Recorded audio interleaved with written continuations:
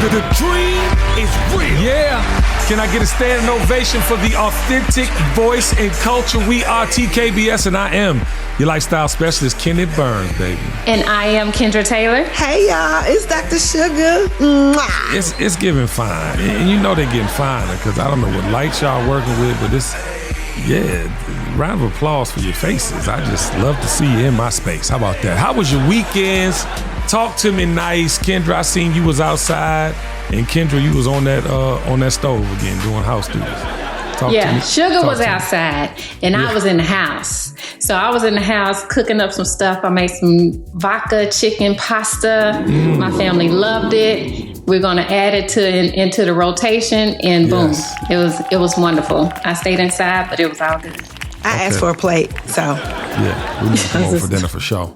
Sugar, how was your weekend? I saw you in the streets. You know, either I'm outside or I'm inside. There is no in between, number one. I went to Huntsville to celebrate a new bundle of joy to our friend group. And I also went to brunch and a day party when I got back to Nashville. Had a great time. Put out a forest fire. Yeah. Ask me about it, y'all. Okay, well, what happened with the forest fire? Not y'all. I'm talking about the people in the comments. Okay. Friends ask me about it. All right, great. Well, I just want to check on your life. When you say fires, I think arson, blowing up cars, and killing dogs. I don't know. Okay, great. Ask me about my weekend. How was your weekend? And I am glad y'all asked me in unison, with a little delay. Sound like you did it on purpose. I hosted the 4th annual BMAC Awards Gala in Los Angeles, California. It is a true honor to host this event, ladies and gentlemen. Every year they honor unsung heroes. They also honor our superheroes. LL Cool J was in the building. I know y'all saw my little... Quite like I can. I take a muscle-bound man and put his face in the sand. Then the audience act like they didn't hear the song, or like the majority of the room wasn't 70s babies. Then I was like, okay, I don't need no music for this one. Watch this. When I'm alone in my room, sometimes and in the back of my mind, I hear him telling me for the first time in my life, there I was. Oh, sorry. And they were going, you know what I'm saying, word for word. So they picked it up. But I had the most insane time seeing my brother Usher. He thanked me on stage. I'm standing about 1,500 or nothing. I'm on the side, and I'm like, oh, wow. You know, he's thanking all the amazing black men in his life, and he thanked me for being a big brother and a friend. I'm just like, this is what I want the industry to feel like. You know what I'm talking about? And then the amazing attorney Benjamin Crump was in there. He actually introduced LL Cool J. Big shout to Ivy McGregor. She works with Beyonce at the Be Good Foundation. She got honored. Her mom was there. You know, she had just been sick, so it was amazing. You know what I'm saying? Like just getting that energy of family and inclusiveness. Then, you know, I think black women will save the planet. Big shout to Connie Orlando, Kim Page, the OG, Louis Carr at BET. You know, they were honored. So many people got honored that were very deserving and have done amazing things in culture. And another round of applause for everybody, man. It was just a really good feel, great room. And to be honest with you, what Prophet and the entire organization is doing with BMAC is what we need to see more of. We don't need continuously, you know, supporting these false prophets on accident. Think about what I'm saying. You see him on TV, you room for him, got a hit song, you don't know nothing about these people. You don't know nothing about the work, what they're giving back. And this organization is intentional with putting people in the forefront that deserve that recognition. So I salute the BMAC Awards and their movement. And we'll be doing more things together with the Kenny Burns Show this year. We're giving back like never before going forward. But ladies and gentlemen, we are in a crazy, crazy time. You know, music done went to hell. The music moguls are going to hell or to jail, bars. And I didn't mean that to be funny, but it was bars. And then also how the writing of all this fantasy is becoming true. If you look at the murder, death, misogynistic music, you know, it's coming true, you know, and more popular than ever, which is the astonishing thing. And for me, I think we're destroying the art form that redefined our culture. It gave us opportunity. It broke generational cycles, but yet we're playing into this game. But I wanna break it down because I remember back in the day, my big mama and them used to be telling me, you know, Kenny, y'all got to be thoughtful about the things you're doing. You got to lead with some sort of intent or we'll come back. And as I'm looking at the world we live in, y'all, it's breaking down sector by sector, community by community. The guardrails are off. And I be thinking like, wow, these superhuman spiritual warriors were telling us not just about that moment, but they were telling us what would happen in the future. And we living in it. We are living in it. And it inspired me to call episode 102 of the Kenny Burns Show this week, The Devil's Music. Because I didn't realize it then, because we had so much balance. Come on, y'all, we had everything in hip hop. Hip hop gave you everything that served your spirit and soul. But then it just went left, and we're gonna talk about when it went left later. But I wanna hear about what you guys are thinking, because one of those music moguls that we were discussing is now on his knees. And the way that it's unfolding is out of this world. I'm gonna start with you, Kendra. What do you think about all that's going on with Sean Puffy Combs? I think that you are correct when our grandmothers and our big mamas warned us about the devil's music, because people don't come to you who do monstrous things. They don't look like monsters. Facts. They look like you and I, or someone that you would actually trust. And so the fact that someone took that trust and the innocence of people wanting their dream and took advantage of that, that is horrible. And you don't know what you're getting into until you do it. Because as a young individual, all you're thinking of is, this is my dream. This is what I want to do. I remember trying out for making the band. Oh, hold on. Wait.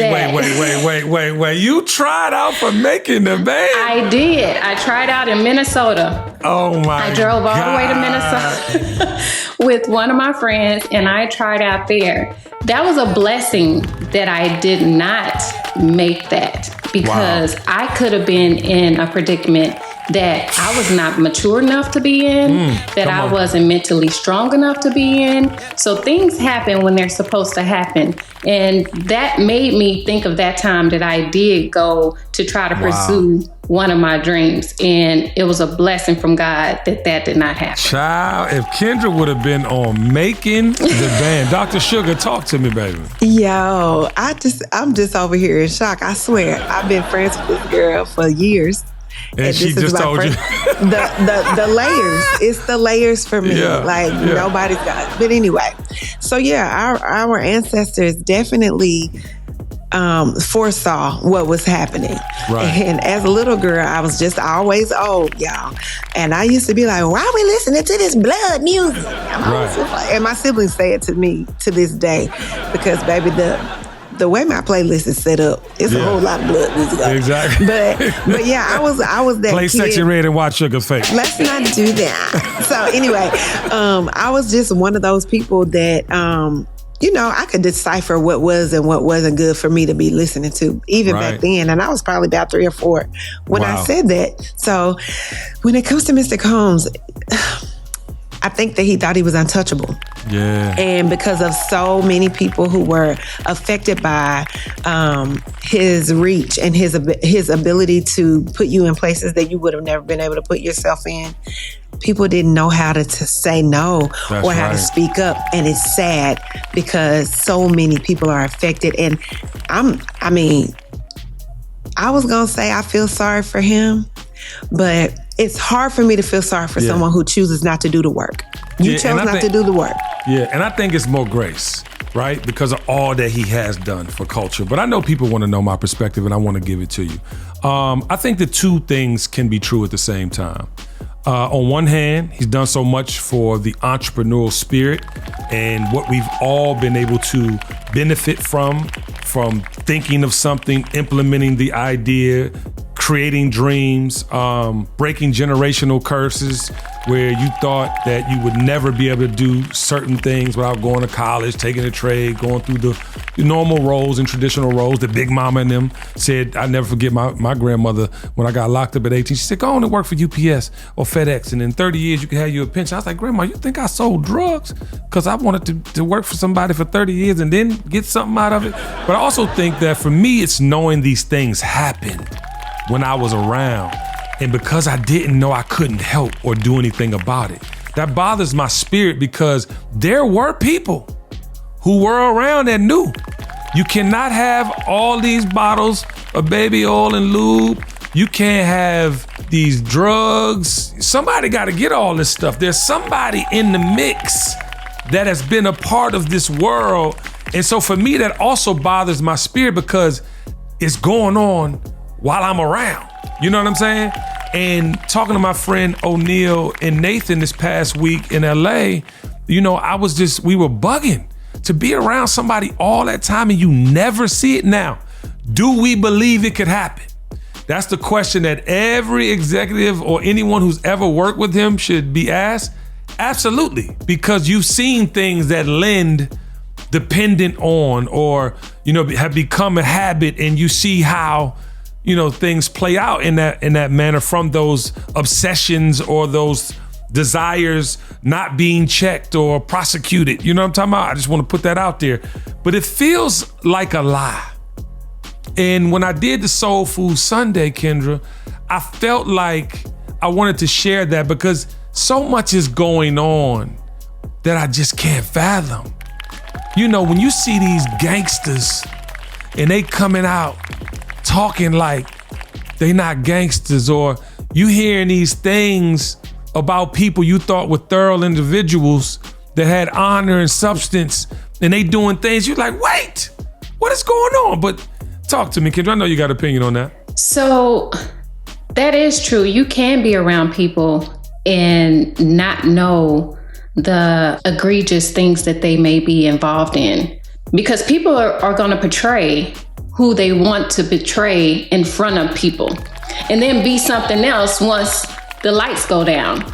So I've seen people, others don't know that this is them because they don't show that side of them to that particular group.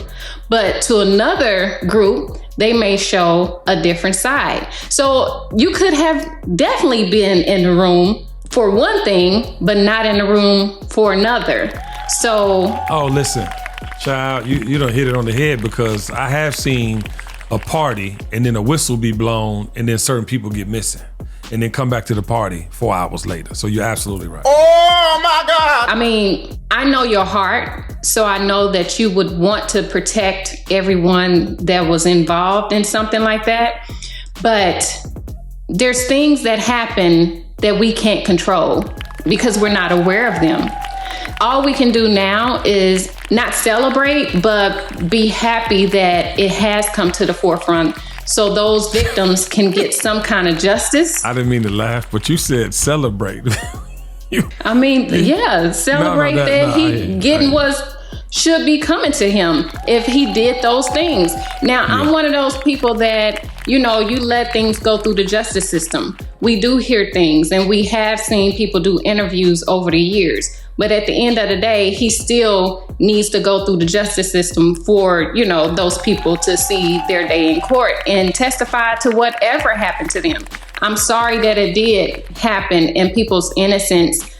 We seen someone be victimized on a camera. So, that's sad. And that changed the game. That changed the game. And I feel like this, and I want to say this because, that video confirmed a lot of the way we felt at times, right? Because you would see things, people disheveled, crying or whatever, but you didn't see the action. You just saw the after effects, or the psychotic behavior in trying to find someone, right? Like different things that let you know, okay, well, something's going on, right? And I've seen Puff in the middle of 60-person meetings just break down and have a full meltdown, crying, y'all don't care about me. And when people do things like that, there's something behind that. There's something that they have done or, wish they didn't do, right? That plays out, at the weirdest times, right? And for me, I want to say this, and this is the only thing that I will say in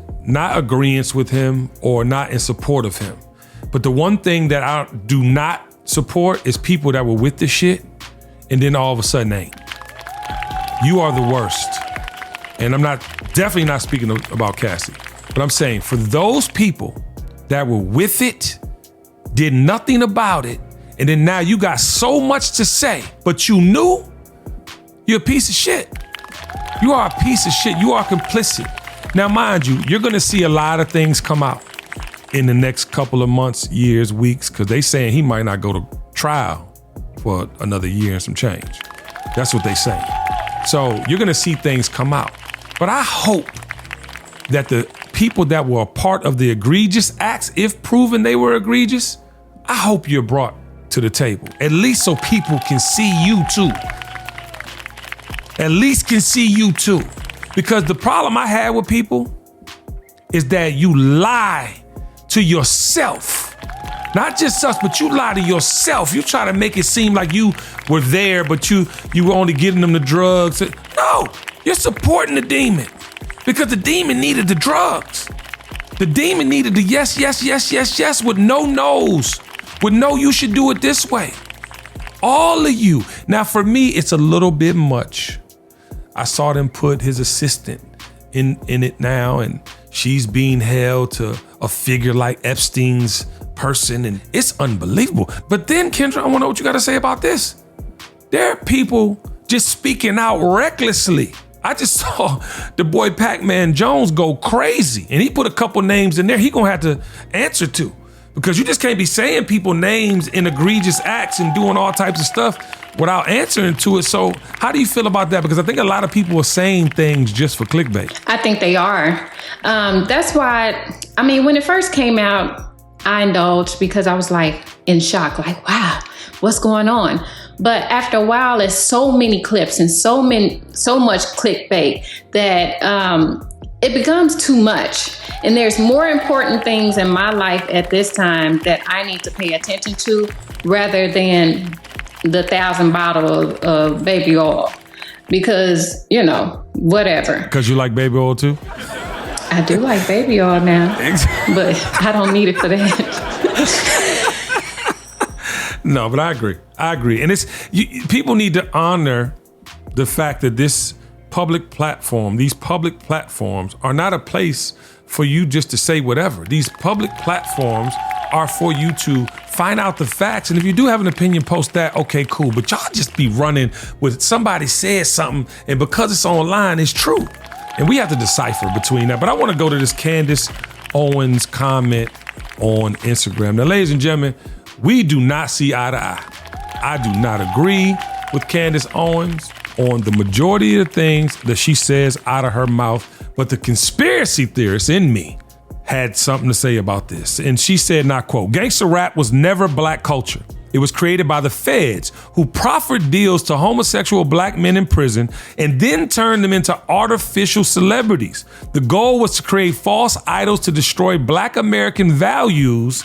I will never change my mind on this." And that makes you just got to take a deep breath. You ready? Let's take a deep breath, Kendra. Yeah, because look at how gangster rap was implemented back in the 80s. Hip hop was dancing in the park.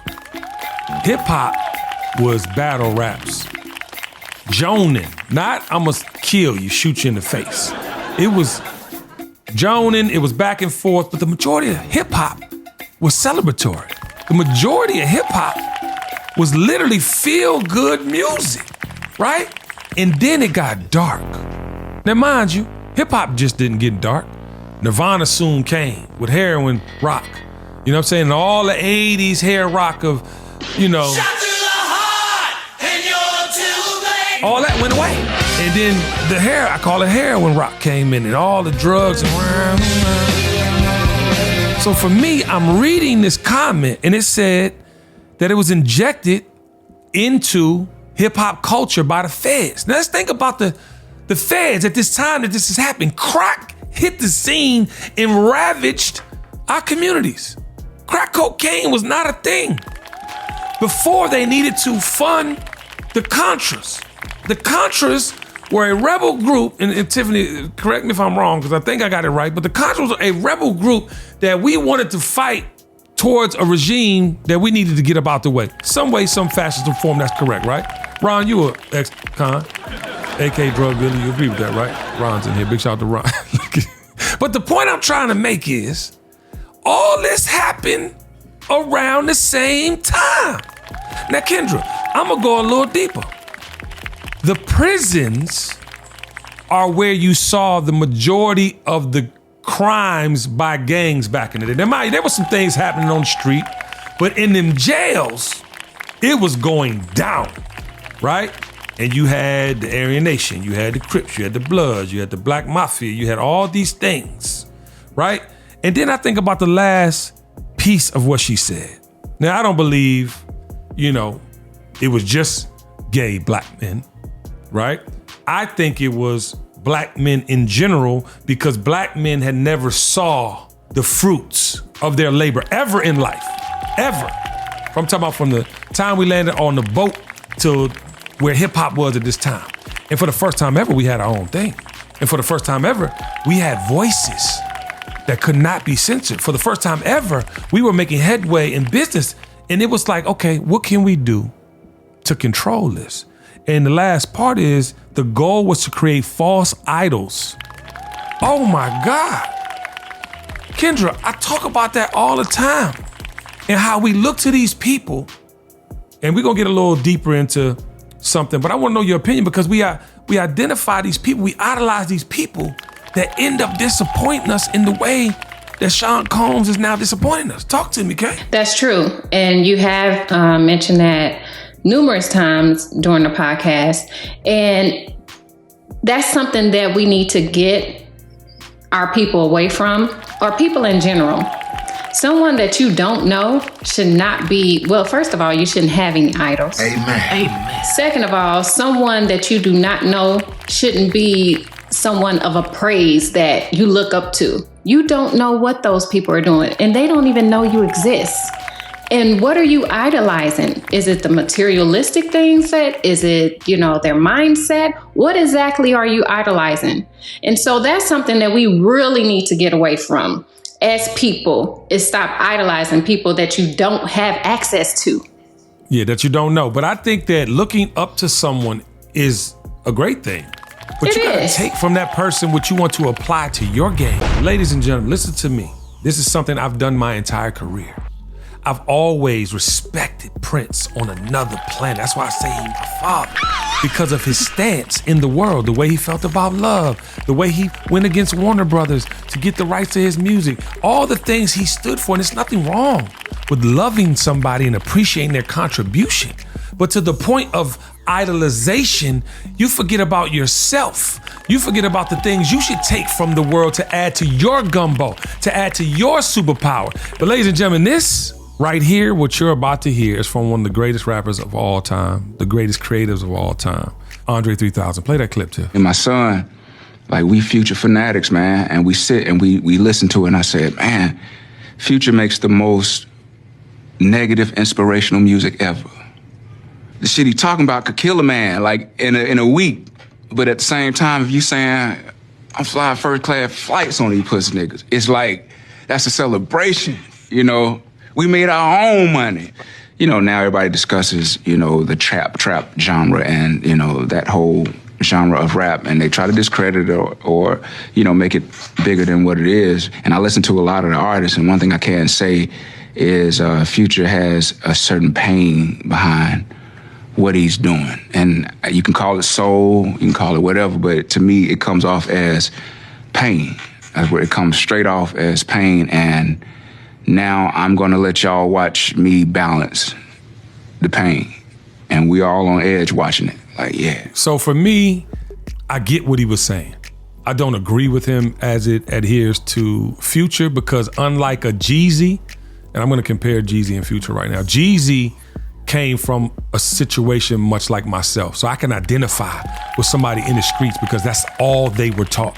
I can identify with someone in the streets and making a better way for themselves, you know what I'm saying? And really uplifting. Now, has Jeezy gone on to make super popular, positive music? No. He's tried, you didn't accept it from him. All right, let's be 1,000 with that. So he's gonna tour off Trap or Die Forever. And guess what? I'm gonna feel all the feels from having been a convicted felon at 18, doing the same things and bettering my life, because those were the things that made me strap up my boots and go get it. But what Dre's saying, the drugs are killing our babies in a way that, you know what I'm saying, it's not like weed, it's not like, you know what I'm saying? But I'm gonna let that sit. Y'all make your own decisions on that. I don't wanna ever support anything I don't believe in anymore.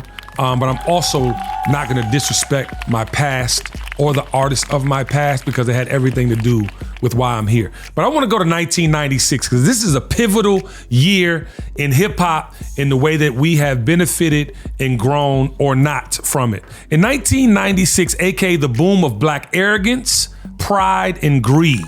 And I want you to follow me on this story because Motown Records, y'all, back in the day was a factory that prided itself on the way they presented their artists and their music. They had training. They had all the things that would equip their artists to go out into the world and be artists, right? Then, and I'm going through periods so that you can follow the energy. Then it was Def Jam Records. Def Jam birthed and honored hip hop and gave us balance for many years. You didn't get one thing from Def Jam. LL Cool J, Public Enemy, great examples of the dynamic organization and movement that this was. Now, ladies and gentlemen, I want y'all to feel this in your spirit. Fast forward to LA Reid and Babyface, LaFace Records. Same ideals with hip hop culture injected, but still the best of us. If you listen to the Boomerang soundtrack to this day, you feel the feels. If you go to TLC's first album, you feel the feels. If you go, I'm a Highland Place mobster. That's how long I've been rocking with them. But Outkast, oh, you can see Outkast on my shirt. Hold on. I love you. I love you in real life. You know what I'm talking about? But I'm saying to y'all, when that happened, everything changed. Because then the hustlers and the gangsters entered the building. Not that there weren't people getting hustled. Not that there weren't gangsters, because we've heard many a story about people getting hanged. Damn. And I'm talking about in the 60s, getting hung outside a window. Office hours are from... Signing over their publishing, signing over their lives for horrible contracts. We heard it all. But in 1996, when Death Row had already come out, Bad Boy had already come out, and now Rockefeller Records entered the game. You had to be a gangster or a hustler to even be accepted. So when you're thinking about, okay, cool, we made them pay for what they did to the Cold Crush. Anybody who had a bad contract, we're now owners of our publishing. We're now ushering the type of talent we want to see. But ladies and gentlemen, that ushered in the monetary generation. The generation that no longer cared about culture. The generation that did not honor Big Mama and them. When Big Mama was telling us on what the world would be like if money became our idol. And we are in a position to this day, ladies and gentlemen, where we have functional drug addicts because of 1996. We have misogynistic sex demons. Sex is a weapon. And women are as misogynistic as men have always been. And now we also have a generation of black men and women that despise each other. I'm talking about literal hate. How do you feel about that, Kay? Because to me, it was a blueprint way back in Big Mama and them day about what not to do going forward. It was, and we didn't listen. So we find ourselves in a bad place, and now we have to find how to get out of it, how to turn it around. And what do? You know, how do we change it? That's the thing. Now we need people in place that's going to put good things and have good intentions behind why they're doing things. And I don't know how we're going to get there. Yeah, it's hard because you can't denounce it, right? Anything that happened to us in our lives, ladies and gentlemen, we need to not always honor, but we need to at least respect it, right? And gangsta rap did a lot for telling us what was going on in certain neighborhoods that, you know what I'm saying, we never would have known unless it came through the music. There was no social media. You couldn't see cops annihilating humans. You know what I'm saying? If it never happened to you, I was talking to Clifton Powell the other day, and Clifton was telling me he never experienced racism. This man's 60-something years old. What? But he said the way he grew up, he never saw it. So my thing was music allowed you to feel this. So I think that for me, man, and to your point, Kendra, we have to respect the good, right? Honor the good And the rest, we need to be adults enough to accept. Oh, we ain't grow up to lies fully, right? We grew up to some people lying and not telling truths and hiding who they were, but we're not supposed to know your life, your secret life, your private life. We're not supposed to know you a freak. Don't nobody want to know that. What Jessica said it the other day. Nobody's interesting anymore because you know everything about them. And that's why people, I think, have fantasies about my wife and I, probably on both sides of the fence. But that's why I think they're so interested, in us, because they don't know everything about us. As front-facing as I am, I purposefully, intentionally come on this platform and say the things I want to say. And then I go home. I'm not at the club every week. I'm not on everybody's podcast. I only go on podcasts to further the message that I come on here and speak every week so that you can know this offering is here. But ladies and gentlemen, we are in a weird place if we are not interesting as creatives. We are in a weird place if we continue showing up, competing and comparing to things that have nothing to do with our personal lives. So I think we are there with it. But ladies and gentlemen, it's time for Live from the Comments section. All right, Kendra, I know you got some interesting comments because you was outside with your new segment this weekend. You have a new segment. I was talking about the gentleman that went on, Andrew Schultz. He was saying racist comments about Black women. And so I did a short segment on that. And here's one of the comments that was made. Those Black men are from damn London, LOL. They aren't even American to fully understand y'all's outrage. The outrage y'all try to have for a comedian making stereotypical jokes, which isn't something whoever he is create. What comedian hasn't used those? I ain't gonna read the whole thing, but that's not the point. The point is, I don't give a damn where they from. They still Black, and they sat there and let a white man downgrade Black women in front of them and said nothing and was laughing about it. But then they want to go on their podcast later on and apologize. Don't apologize now. You correct the behavior when you're approached with it. But the fact that you sat there and laughed along with it, it was like you approved it. Yeah. And that's the problem too, right? And there is a disconnect with Black men all over the diaspora, right? All over the world. Because when you grow up here in the United States of America, having had what we had happen to us, right? Because a lot of people overseas, they migrated up the street, basically. You know what I'm saying? Literally, they were from Africa. They went to Europe. It was on the same side of the world. It was easier to do. So there is some disconnect there with understanding. We had another live from the comments section, and it was from my brother Teule. And this is what he had to say. At the end of the day, you can be a billionaire and go to jail because it doesn't matter. That part. Right? It's your character. We don't judge anybody. We fruit inspect. I want to see what's the fruit of who you are as a person. Doesn't mean I'm going to throw you away. Our problem also in this generation is everybody want to do the cutoff culture. You know why? Because it's too much work for you to be an adult and say, hey, look, you know what? You actually hurt my feelings, or I heard something. Can you explain this? Can we talk about why you said this about? And then, because that can probably be reconciled. It takes work to be an adult, and we don't want to be adults. Mm-hmm. So it's easier for me to just cut you off. And you know what? I'm healing, I'm growing, so I'm going to cut you off. Like, no, who are you? Yes, I miss you, Taylor. We got to get you back in the mix some kind of way, brother. But Tiffany, we have one more from Miss Bespoke. Yes, Miss Bespoke said, one for the books, talking about the episode per usual. Mm-hmm. She said, everyday people are the ones who rally, support, sow into, show up, affirm, and encourage us. The foundation/strength of the African-American culture has always been everyday people, a close-knit community. Yes, a big shout out to Miss Bespoke, Teule, and I don't know who was your comment by? What that person name? My comment was by Nutty Dude. Nutty Dude. Yeah. Oh, all right. Okay, ladies and gentlemen, that is live from the comments section. And before we get up out of here, I need Kendra to help me because Dr. Sugar is clearly in detention right now. So we're going to have to end this thing together. On the count of 3, you ready? 1, 2, 3. The dream is real. And we have no delay, and she's still all over the place. Ladies and gentlemen, are you ready for As the World Turns with Kenny Burns?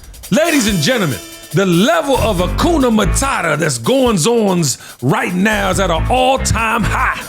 That's right. The North Carolina Republican gubernatorial candidate, Mark Robinson. Look at that face. Dear Lord, baby Jesus. He's encouraging the return of slavery. Ew. He said that. Get out of here, man. He also referred to himself as a black Nazi, and that's the swastika right there. Yep, that's the new age swastika. He also said to women that want to get abortions, and I quote, "You want to kill the child because you weren't responsible enough to keep your skirt down." That's what he said, him. He going down with you. And this coon also said that black folk were better under Jim Crow. Now, ladies and gentlemen, I don't know how you feel about this, but I keep saying, the more opportunity that you give these walking contradictions a platform, and I'm giving you a platform because we know how black men feel. When they play by other black men or women, they feel small. And I'm talking about real small. So player, if you don't want to get your ass fried, by the rest of your community, because I don't know what you think is going to happen with that community you representing, but in your community, I want you to understand one thing. You not welcome home. And I ain't playing, nigga. That's it for episode 102, The Devil's Music. Make sure you like, comment, and share on all platforms, especially YouTube. The dream is real. I love y'all in real life. Peace. The dream is real.